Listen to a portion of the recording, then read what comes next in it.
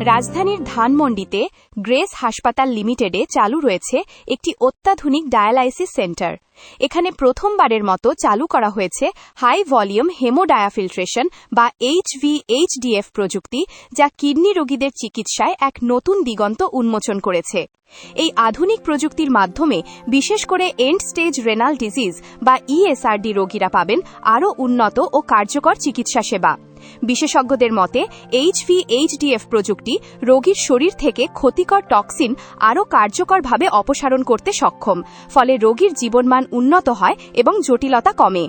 Grace হাসপাতালে Frobenius 5008 মেশিনের মাধ্যমে এই চিকিৎসা প্রদান করা হচ্ছে, যা দ্রুত সুস্থতা ও নিরাপদ চিকিৎসা নিশ্চিত করতে গুরুত্বপূর্ণ ভূমিকা রাখছে। সম্প্রতি কিডনি রোগের চিকিৎসা ও প্রতিকার বিষয়ক এক বিশেষ আলোচনা সভায় হাসপাতাল কর্তৃপক্ষ এই তথ্য জানান।